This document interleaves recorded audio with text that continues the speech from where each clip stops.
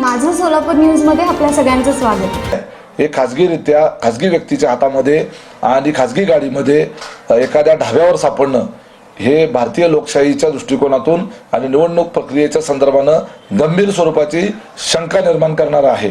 अगोदरच आपल्या देशामध्ये ईव्हीएमच्या बाबतीमध्ये प्रचंड मोठ्या प्रमाणावर संशयाचं वातावरण असताना त्यात अशा पद्धतीनं ईव्हीएम एखाद्या ढाब्यावर सापडणं ही प्रशासनाची गंभीर स्वरूपाची अतिगंभीर स्वरूपाची चूक आहे. टेक्नॉलॉजी ही भारत सरकारची गोपनीय स्वरूपाची मालमत्ता आहे आणि ती अशा रीतीने बाहेर जाणं ही गंभीर स्वरूपाची बाब आहे आणि मग एकूणच या निवडणूक प्रक्रियेच्या संदर्भानं शंका निर्माण झाली आहे.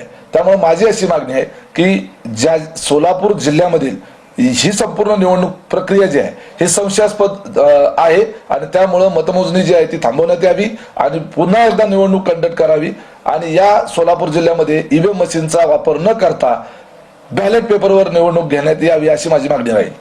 माझं सोलापूर न्यूज या यूट्यूब चॅनलला सबस्क्राईब करा आणि बेल आयकॉन प्रेस करायला विसरू नका.